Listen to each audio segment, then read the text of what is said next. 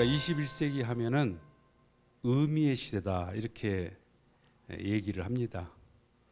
옳고 그름을 따지고 누가 잘났냐 못났냐를 따지면 피곤하지만은 어떤 의미가 있느냐를 찾아가게 되면은 굉장히 마음이 가벼워지고 또 그 시간이 빠르게 지나는 것을 느낄 수가 있습니다. 그래서 이번 2박 3일 동안 나의 인생에 있어서 아주 큰 의미를 만나고 그 의미를 찾고 그리고 그 의미를 나의 것으로 만드는 아주 귀한 시간이 되기를 진심으로 바라겠습니다. 오늘날 많은 문제들이 있습니다.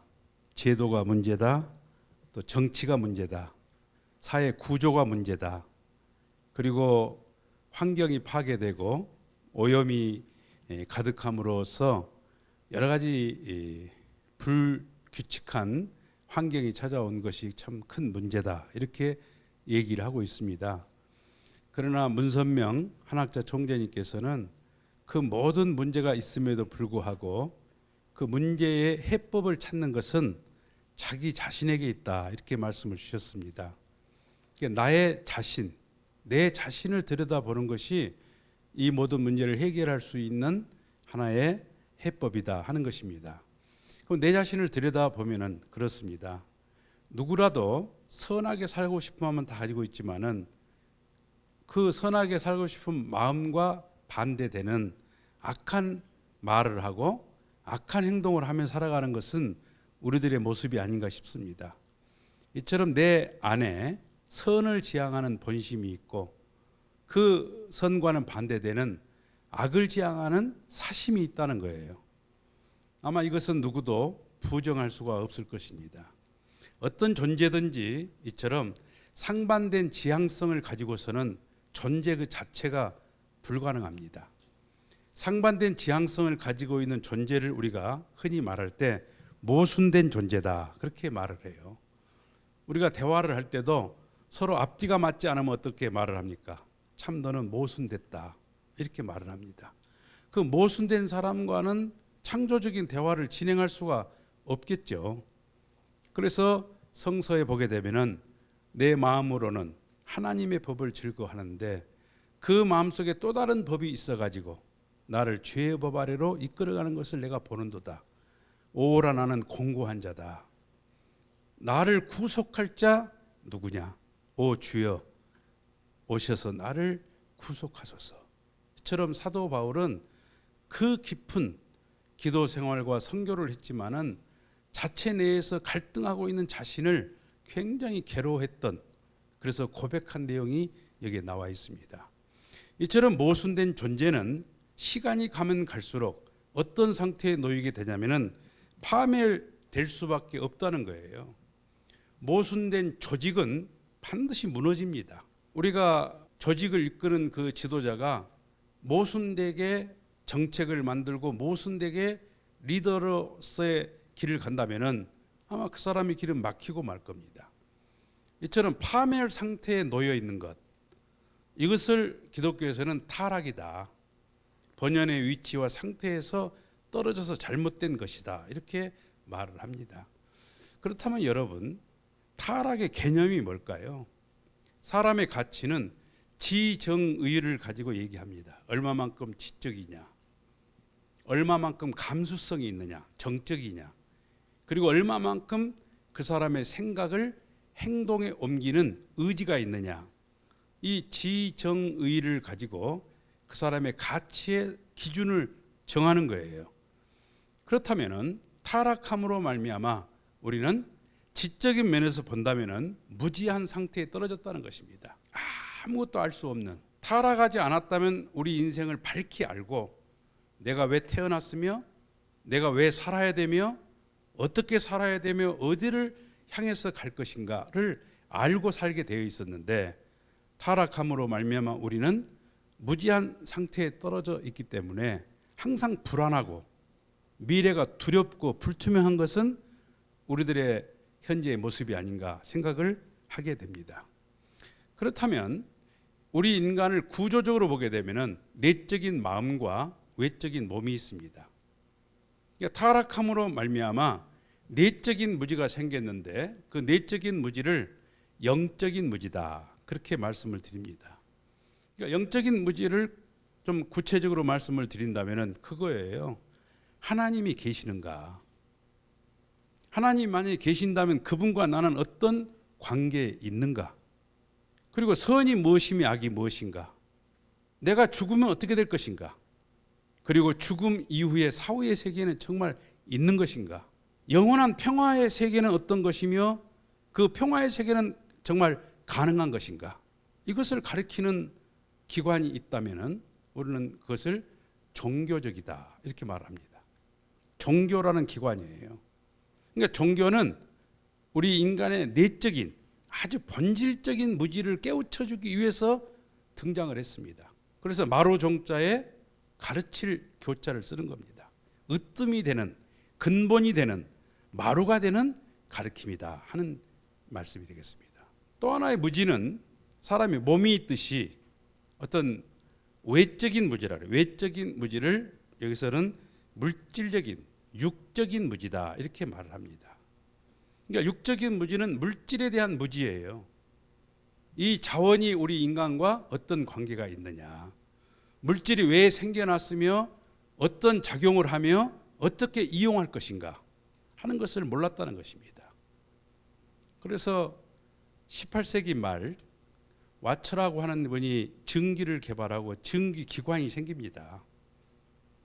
그래서 손으로 누에고추에서 씨를 뽑았다가 방직기를 통해 가지고 대량으로 공장이 돌아가고, 그래서 세계적으로 큰 경제적인 변화가 온 거예요. 또 19세기 말에는 전기가 개발됐고 전기기관이 생겨납니다.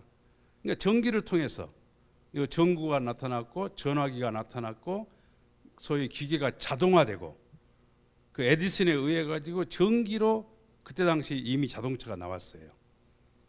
2차 산업혁명이라 그럽니다. 그리고 20세기를 넘어서면서 3차 산업혁명이 일어납니다. 그 3차 산업혁명의 대표적인 인물은 우리가 잘 아는 것처럼 마이크로소프트를 만들었던 빌 게이츠, 그리고 아이폰의 대명사인 스티브 잡스, 이런 컴퓨터에 의해 가지고 아주 그런 엄청난 컴퓨터의 내용이 손에 들어오는 그 스마트폰 속으로 다 들어와 버리는 거예요. 그러면서 이 IT 산업이라고 하는 것이 특히 한국에서 폭발적으로 성장을 하게 됐고, 그 3차 산업이 다시 코로나19를 지나면서 4차 산업에 진입했다고 말을 합니다. 그러면 4차 산업은 뭐냐면은 가상 공간, 우리가 생각으로만 하고 있었던 것이 하나의 공간이 생겼고, 그 공간 속에 나를 대신하는 아바타가 직업을 갖습니다. 그 아바타가 직업을 통해서 노동을 하게 되면은 가상 공간에서 현금화돼 가지고 내 통장으로 돈이 꽂히는 거예요. 그다음에 AI, 로봇이 생겨 가지고 어린아이를 돌봐주고 수학을 가르치고 영어를 가르치고 발음을 교정하고, 산업 로봇은 생산력을 증대시킵니다. 그래서 노인정에 가게 되면 로봇이 와가지고 어르신들을 전부 다 안마도 해주고 말이에요. 그러니까 생활 환경이 굉장히 빠르게 개선되는 거예요. 그러니까 무지한 상태에 있을 때는 그런 자원을 활용할 줄 몰랐는데 과학이 급진적으로 성장 발전하면서 우리의 환경이 이렇게 변하는 거예요. 그러니까 외적인 무지를 깨우치고 우리가 정말 편안하고 편리하게 살아갈 수 있는 환경을 만들어주는 그 기관이 뭐냐? 과학입니다. 그러니까 내 마음의 무지를 깨우치기 위한 것이 종교라면, 내가 생활하며 살아가고 있는 육신을 중심 삼은 환경의 무지를 깨우치고 개척하고 편의 환경을 만들어주는 것은 과학이다 이거예요. 그러니까 알고 보면 종교와 과학은 하나입니다. 나라는 존재 속에 마음과 몸이 있듯이 마음의 무지를 깨우치기 위한 것이 종교라면 육신의 무지를 깨우치기 위한 것이 과학이다 이거예요. 그러니까 종교와 과학이 다른 것이 아니에요. 그러니까 종교가 진화하고 과학이 발전하면서 종교와 과학이 둘이 아니라고 하는 것, 하나를 위한 둘이라고 하는 것, 이 융합적 사고, 이게 4차 산업의 사실은 가장 중요한 본질입니다. 그래서 종교와 과학을 하나의 문제로 바라보고 인간이 가야 될 길, 인류가 가야 될 길을 찾아내는 것, 이것을 우리는 참된 진리다, 이렇게 말씀을 드립니다. 그래서 오늘 우리가 여기에 모여서 지금까지 해왔던 기존 그런 어떤 이론이나 지식을 습득한 것이 아니고 정말 새로운 관점에서 세상을 볼 수 있는 말씀, 그 진리를 같이 공부해 보자는 거 아니겠습니까? 그렇다면 여러분, 이 우주의 모든 것을 알기 위해서는 어떻게 해야 될까요? 이 우주를 창조하신 하나님을 알지 않으면 안 된다는 겁니다. 그런데 하나님은 여러분이 잘 아시는 것처럼 무형적인 존재입니다. 무형적인 존재를 어떻게 설명할 수가 있겠습니까? 그러나 여러분과 저는 인식론을 배웠습니다.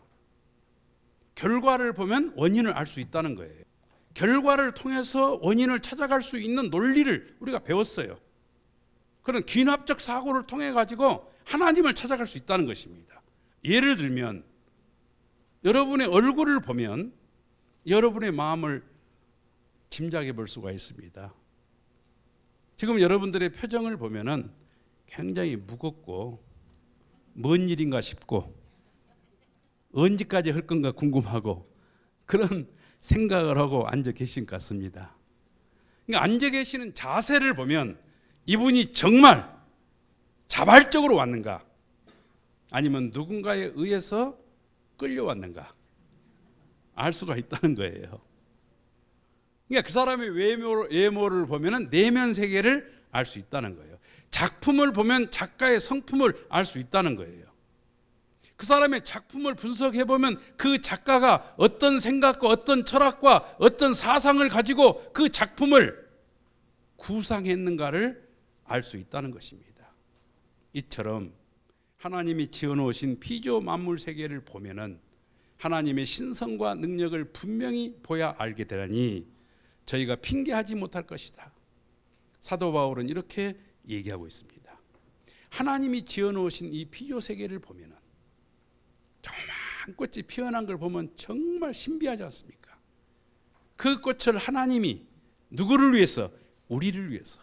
그 꽃을 바라보며 하나님의 신비함을 느끼도록, 그 꽃을 바라보며 하나님의 아름다운 세계를 느끼도록 만드셨다는 것을 깨닫는 순간 이 자연 속에 우리는 깊이 빠져들게 돼 있어요.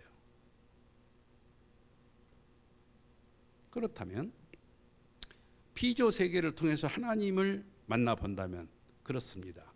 진리를 찾아가는 방법은 몇 가지가 있지만 그 중에 하나가 보편적이면서도 공통적인 사실을 찾아가는 거예요. 그러니까 피조 세계에 내재되어 있는 하나님의 신성과 능력을 알기 위해서 보편적이면서도 공통적인 사실을 같이 한번 만나보자 이겁니다. 모든 존재는 내성과 외형으로 되어 있습니다. 내성, 내적인 것과 외형, 외적인 것으로 되어 있어요. 이 원칙을 벗어나서 존재하는 것은 없더라 하는 말씀입니다. 예를 들면 우리 인간은 내적인 마음이 있고 외적인 몸이 있습니다. 그 몸은 마음을 닮아나 있습니다. 그렇지 않습니까? 마음이 어디 있느냐? 마음을 어떻게 알 수 있느냐? 그 사람의 눈빛을 보면요, 그 사람의 마음 알 수 있어요. 동물 세계는 동물 심이 있고 그리고 체가 있습니다. 본능성이 있지 않습니까? 강아지가 주인을 보고 꼬리를 치고 반가워합니다. 자기를 해쳤던, 자기에게 굉장히 위압감을 줬던 사람이 나타나면 그 강아지는 굉장히 무서워하고 두려워하면서 크게 짖어요. 자기를 좋아하는지 싫어하는지를 대번에 안다 이겁니다. 또 식물 세계는 어떨까요? 지향성이 있다는 거예요. 내가 생존할 수 있는 곳으로 지향한다는 거예요. 씨가 떨어지는데 어디로 이동을 하느냐? 내가 살 수 있는 환경으로 간다는 거예요. 뿌리가 물을 찾아가요. 물굽성. 나뭇가지가 햇볕 있는 곳으로 많이 뻗어갑니다. 해굽성. 내가 번식할 수 있는 곳으로 가는 지향성. 생존해서 하나님의 창조 목적을 이루고자 하는 의지가 식물 속에 있다는 거예요. 그러나 광물 세계는 어떨까요? 예를 들면 수소와 산소가 만나면 물이 됩니다. H2O라 그러지 않습니까? 수소는 뭐냐면 산소를 만나고자 하는 지향성이 있어요. 산소는 수소를 만나고자 합니다. 서로 만나야 화학적 반응에 의해 가지고 분자를 형성해요. 이것을 양자 물리학에서는 내적인 필연성이다 이렇게 말합니다. 필연성이다. 만나지 않고는 존재할 수가 없다. 그런데 그 원리에서는 뭐라고 그러냐면 안에서 명령하는 성질이다 해서 내명성이다 그렇게 말을 합니다. 원자도 역시 내명성이 있고 체가 있고 소립자도 내명성이 있습니다. 그 소립자에다가 힘을 가하니까 입자와 파동성으로 갈라졌다 그랬어요. 그러니까 입자는 보이지만 파동은 안 보입니다. 이미 보이지 않는 파동, 에너지를 과학에서는 존재하는 것으로 인정을 했어요. 볼 수 있는 것만을 존재로 전제했던 과학이 볼 수 없는 것을 존재로 인정했단 말이에요. 그 파동성이 입자성을 중심 삼고 소립자를 만들고 원자를 만들고 분자를 만드는데 그 파동성 속에는 뭐가 있냐면 지향성이 있다는 거예요. 그 지향성이 뭐냐? 지정의라는 것입니다. 예를 들면 중국집에 밀가루 반죽이 있는데 밀가루 반죽이 가만히 있는데 짜장면이 되고 짬뽕이 되겠습니까? 그 반죽에다가 주방장의 의지가 가해질 때 각종의 요리로 등장한 것처럼 모든 우주 만상에 내재되는 그 에너지 속에 지정의라고 하는 의지가 있을 때 원자가 되고 분자가 되어서 식물을 형성하고 동물을 형성하고 사람을 형성한 거 아니겠습니까? 그 지정의의 주체가 누구냐면 하나님이다 이거예요. 그래서 피조 만물 세계의 공통점을 찾아보니까 내성과 외형으로 되어 있고 그 내성이 눈으로 볼 수는 없지만은 모양을 가지고 있기 때문에 형태로 나타났을 거 아닙니까? 그래서 어떠한 꼴을 가지고 있을 것이다 해서 서로 상자를 썼습니다. 모습이 있다 그 말이에요. 서로 상자를 써서 성상이라 하고 그것이 모양을 띠고 나타났기 때문에 외적인 것을 형상이라고 한다. 그래서 모든 존재는 성상과 형상으로 되어 있다는 것을 알게 되었습니다. 또 하나의 공통 분모를 찾아보면은 양성과 음성입니다. 소위 양성인 남성이 있고 음성인 여성이 있습니다. 그럼 남자와 여자는 어떨까요? 우리 문선명 총재님께서는 그렇게 말씀하셨어요. 사람이 태어났는데 남자와 여자가 됐다. 이건 진화론이라는 거예요. 근데 하나님이 처음부터 남자를 짓고 여자를 지었다. 그리고 남자와 여자가 서로 사랑해갖고 자녀가 태어났다. 이건 창조론이라는 것입니다. 그러면 남자와 여자가 왜 태어났느냐? 하나가 되기 위해서 태어났어요. 하나를 위한 둘이라는 거예요. 나누어서 각자 살도록 창조된 것이 아니고 둘이 하나 되도록. 그래서 양성과 음성은 서로 내적인 것과 외적인 것, 그러한 관계성을 가지고 있다는 것입니다. 동물 세계도 수컷과 암컷이 있고 식물 세계도 수술과 암술이 있고 분자 세계도 보게 되면 양이온과 음이온 그리고 양자와 전자로 되어 있다. 그러니까 피조 만물 세계가 가지고 있는 공통 분모를 보면은 양성과 음성의 두 가지의 성품이 조화를 이루면서 존재한다는 걸 알게 되었습니다. 그렇다면 여러분 결론을 내려본다면 그거 아닙니까? 피조 만물 세계에 이렇게 공통적으로 보편적이면서도 공통적으로 내재되어 있는 것을 보면은 피조 만물 세계를 창조하신 하나님 성품 속에는 반드시 성상과 형상, 양성과 음성이 있을 것이다는 결론을 내려볼 수가 있지 않겠습니까? 그런데 하나님은 모든 우주 만상의 근본이 되는 분이시기 때문에 성상 앞에다가 본자, 근본 본자를 썼습니다. 그래서 하나님은 본성상과 본형상, 본양성과 본음성의 이성성상의 중화적인 주체로 계신다. 이성성상 두 가지의 성품의 중화적인 주체로 계시기 때문에 하나님을 우리는 우리의 부모님이다, 하늘 부모님이다 이렇게 부릅니다. 오늘날까지는 하나님 속성 가운데서 음성적인 부분, 여성적인 부분을 드러내 놓지 못했기 때문에 하나님 아버지라고 했지만은 알고 보니 하나님의 모습을 닮아 남자와 여자를 지었고 남자와 여자는 하나를 위한 둘이라는 거예요. 그래서 가정을 이루어서 부모가 되는 거 아닙니까? 그러한 자녀들의 부모가 되시는 하나님을 우리는 하나님 아버지가 아니고 하늘 부모님이다 이렇게 결론으로 말씀을 드릴 수가 있겠습니다. 여기서 하나 더 좀 설명을 하나 더 하겠습니다. 하나님은 성상과 형상의 이성성상의 중화적 주체다 이렇게 말씀을 드렸는데요. 우주의 근본이 하나님의 형상이다 이렇게 전제해서 출발한 것이 과학이에요. 우주의 근본이 물질이다 이거예요. 우주의 근본이 하나님에게 있는 성상이다 이게 전제돼서 성장 발전해온 학문이 신학입니다. 신학. 그러니까 우주의 근본이 형상이다 이렇게 본 것이 유물주예요. 유물론입니다. 하나님에게 있는 이 두 성품 중에서 우주의 근본이 하나님의 성상이다. 이게 유심론이에요. 유심론.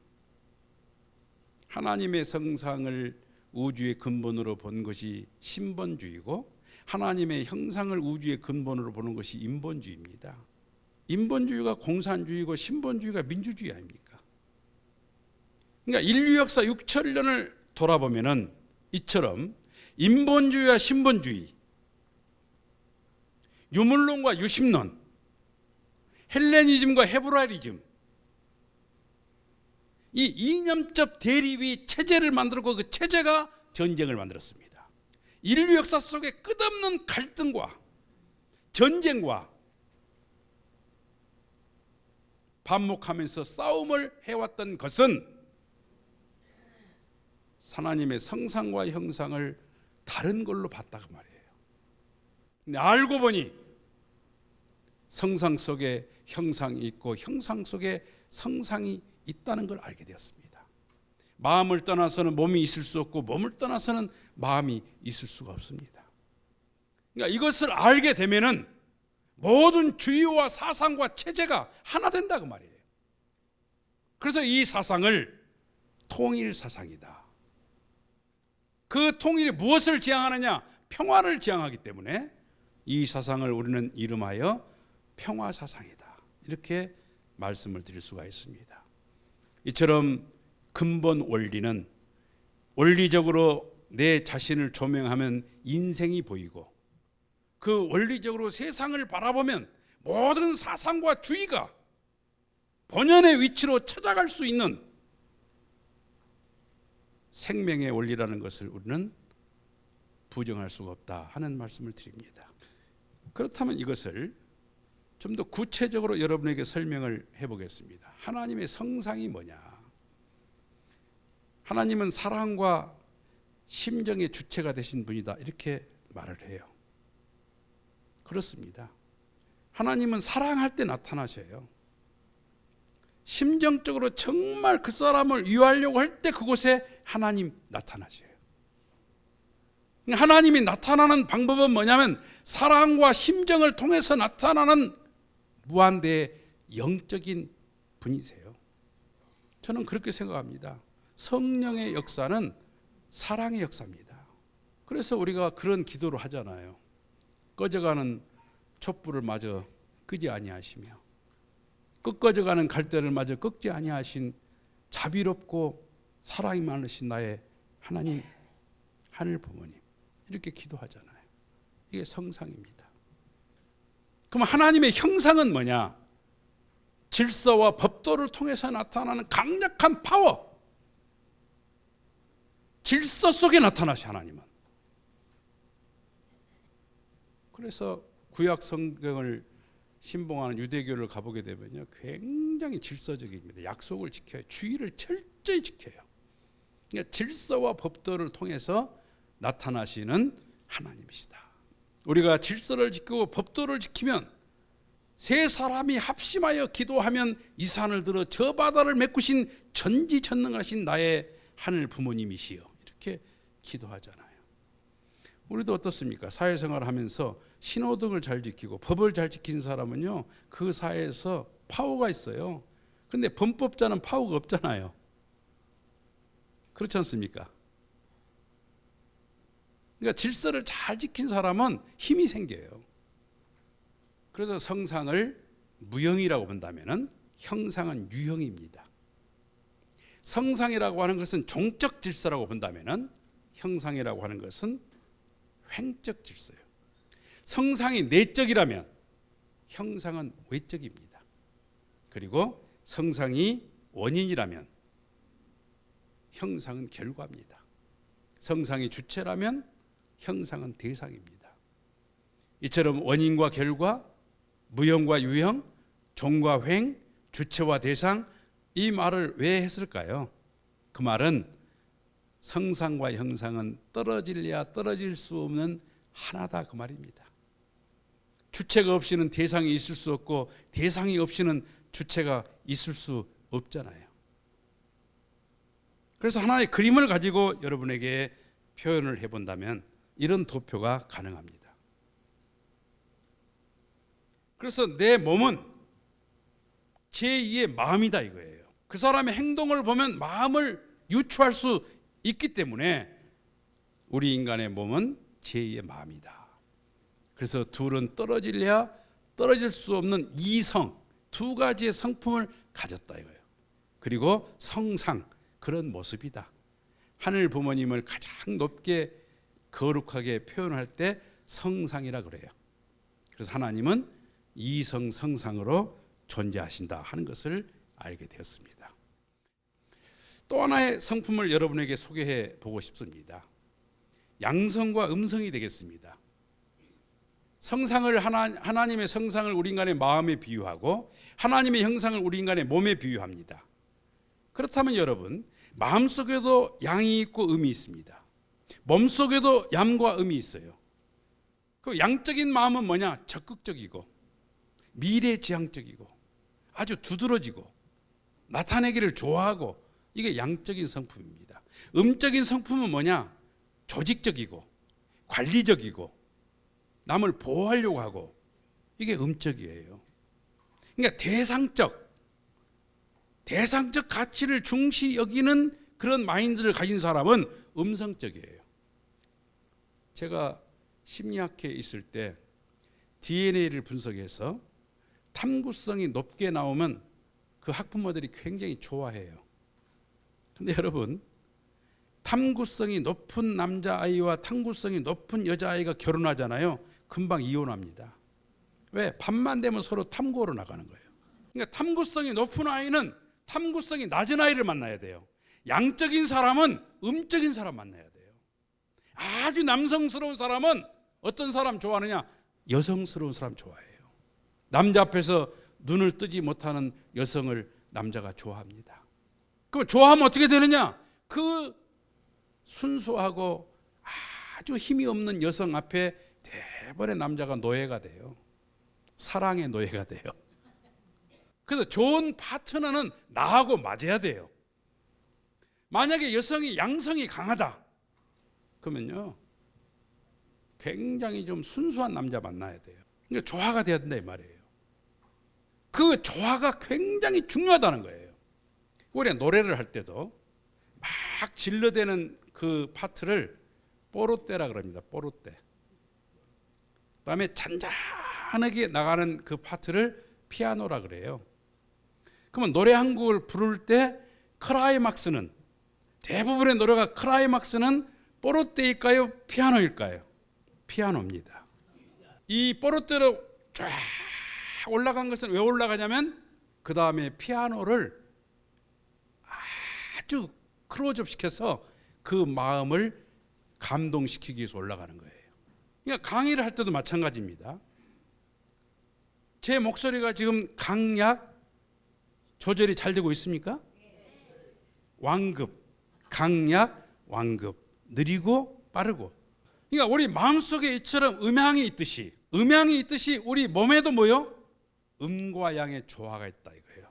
그러니까 음과 양과 음은 성상과 형상을 진짜 성상답게, 진짜 양성답게, 내 마음과 몸을 진짜 멋진 마음으로, 진짜 아름다운 마음으로, 진짜 멋진 육체로 만들어주는 것이 음양의 조화다 이거예요. 그래서 우주의 본질은 성상과 형상이지만 그 성상과 형상을 성상답게, 형상답게 만들어주는 그 규정성, 그것은 음양의 조화다. 그래서 성상 속의 음양, 양성 속의 음양. 그래서 이 성품은 속성이지만 음과 양의 조화가 없이는 성상과 형상이 존재할 수가 없다 이거예요. 그래서 알고 보니 성상과 형상과 양성과 음성은 뗄래야 뗄 수 없는, 떨어져서는 존재 가치를 이룰 수 없는 모습이다 이거예요.